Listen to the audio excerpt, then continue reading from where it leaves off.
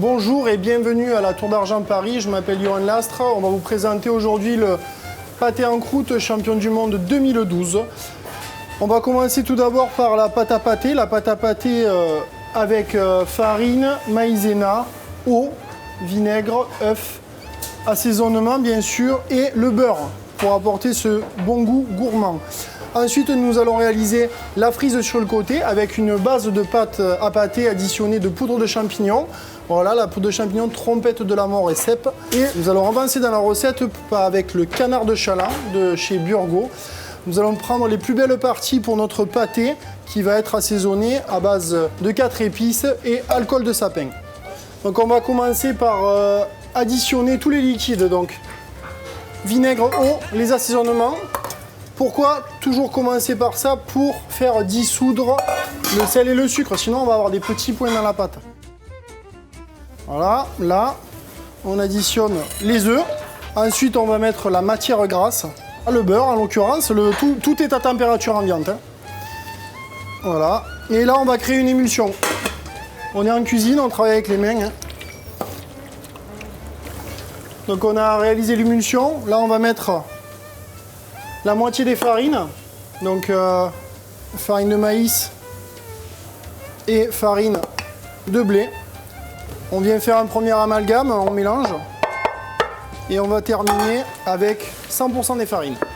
Bien sûr, les farines ont été tamisées. Donc c'est une réalisation un peu atypique qu'un grand chef m'a gentiment conseillé de faire comme ça, Monsieur Jean-Michel Banvart. Donc la pâte est prête maintenant, on va pouvoir la débarrasser pour lui laisser au moins une nuit de frigo.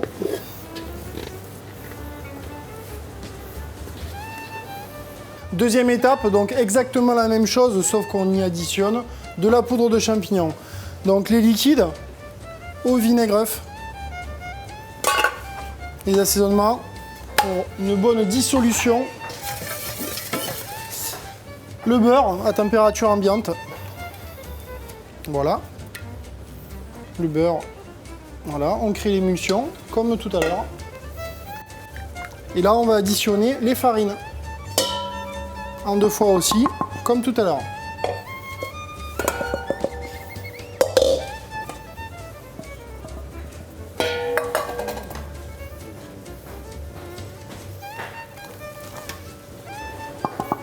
Nous finissons les manipulations. Et on va faire reposer cette pâte aussi une nuit. Donc la poudre de champignons pour finir avec la farine de maïs et de blé. Voilà, et là on finit la recette en faisant une pâte bien homogène. Et on vient débarrasser la pâte, voilà, avec une bonne nuit de repos avant de faire le montage.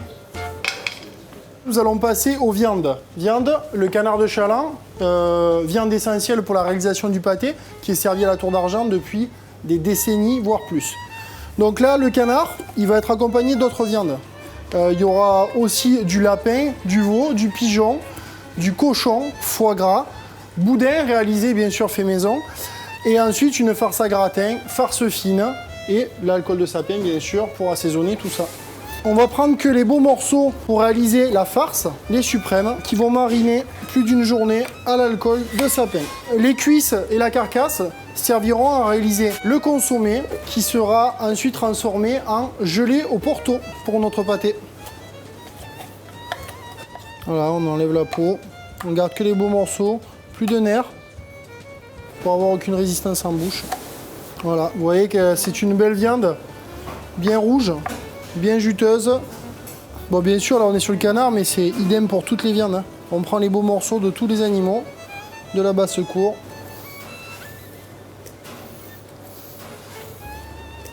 On met les viandes en assaisonnement, donc bien sûr, on a déjà tout pesé. Donc l'alcool de sapin, vous voyez bien, et la fine champagne. On marine les viandes pendant 24 heures. Donc là, on va mettre le blé à germer. L'idée première, c'est avec ce pâté et tout le décorum qu'on va additionner autour, c'est de représenter la ferme d'antan. Le blé a été mis dans de l'eau et on va le laisser environ 1 heure pour activer la germination. 1 heure après, on va mettre ce blé uniformément sur le coton et on va le garder pendant environ 1 semaine. Tout dépend de la température ambiante pour une germination et pour laisser pousser le blé pour représenter la base de la recette d'un pâté en croûte. Ben oui, c'est le blé. On arrose bien. L'idéal, c'est une température d'une quinzaine, une vingtaine de degrés. Voilà, rendez-vous dans quelques jours pour avoir des belles pousses vertes qu'on pourra mettre dessous notre pâté. Quelques jours avant la cuisson, nous avons réalisé le blé germé en début de germination. Ensuite, la pâte à pâté, la pâte extérieure, qui sera bien sûr l'élément principal de la pâte en visuel, la pâte noire. On va réaliser la frise avec tous les ingrédients de la recette. Le canard marine aussi. Et on va finir sur les prochaines manipulations. Mariner le foie gras, faire le boudin, fabriquer l'insert central qui sera une rosace avec des farces. Et voilà le montage du pâté, le fonçage et la cuisson. Pour continuer la recette, la pâte a reposé 24 heures. On l'a abaissée, on l'a mis noir. Ensuite, on y a fait un imprimé représentant tous les ingrédients du pâté. Pigeon, cochon, pistache, boudin, alcool de sapin, canard, etc. On vient faire des petites piques, on vient piquer la pâte pour éviter qu'elle cloque. Parce que si elle vient à cloquer, on va avoir une petite bosse. Nous, on veut une coloration uniforme. Les deux pâtes ont été rassemblées. Donc nous avons la pâte noire à base de champignons, puis la pâte nature, donc pâte à pâté, pur beurre. Donc là, on vient de beurrer notre moule à pâté. On a besoin que la pâte soit à bonne température. Et là, on va passer au fonçage. Et voilà, hop, c'est parti. On vient chercher l'axe du fond du moule. Le beurre est à bonne température pour que la pâte glisse. Et on vient foncer en une seule fois les côtés et le fond. On va chercher l'angle droit en bas, qui sera très important pour la tenue et l'étanchéité. Soit bien collé pour une étanchéité optimale. Parce que si on a une fuite sur un pâté, ben, c'est le début de la catastrophe. On perd le jus, on perd le goût. Et ensuite, votre pâte, elle prend l'humidité. Hein. Et ça c'est un gros problème. Ça peut être un gros problème. Donc important que tout se fasse bien à bonne température. Voilà, le moule est foncé. Donc vous voyez, il n'y aura plus qu'à garnir avec nos viandes. Dans le cul de poule, nous avons là toutes les viandes du pâté.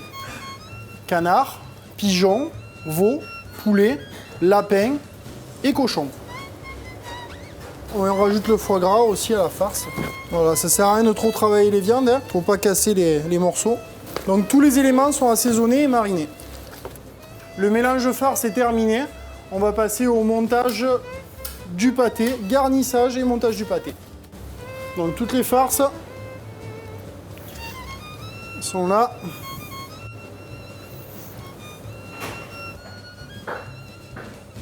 Voilà. Donc on vient bien positionner au milieu de la tranche. On vient finir de garnir. Et on vient quasiment à fleur. On vient finir par lisser notre pâté pour venir mettre le chapeau. On va humidifier le bord de la pâte pour que ça colle.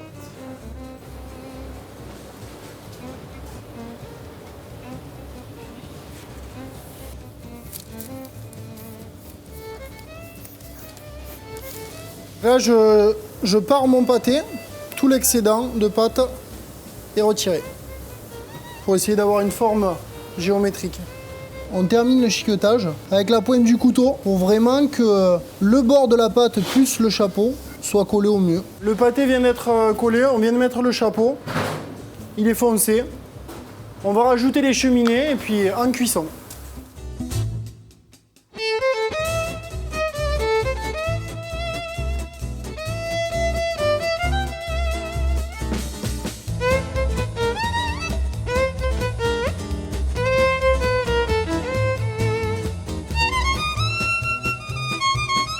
pâté est terminé.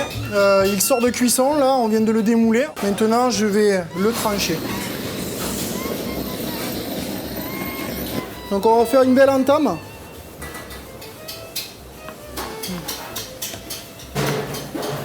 Voilà.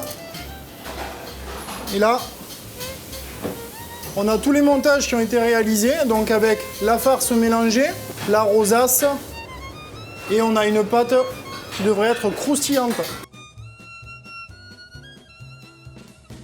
Pour la réalisation de la recette, on vous a accueilli à la Tour d'Argent pour élaborer tous les points de la recette, pour comprendre un peu la philosophie de ce pâté, qui est un pâté fermier, mais la ferme d'antan et qui englobe vraiment tous les produits de la ferme. On part du blé, du légume pour faire les bouillons, les sauces qui vont aller dans le pâté, plus toutes les viandes de la basse-cour, voilà. On a bien bossé pendant un an, je pense, beaucoup de réflexions avec des grands professionnels qui m'ont entouré, mon chef Laurent Delarbre, Jean-Michel Van Wart, ma compagne Marion qui a élaboré aussi beaucoup de choses au niveau du décorum, de tout ce qui est visuel. Ça nous a permis d'avoir le premier prix, donc je suis très heureux. Aujourd'hui, je suis très fier d'avoir ce prix-là. Merci et à très vite à la Tour d'Argent.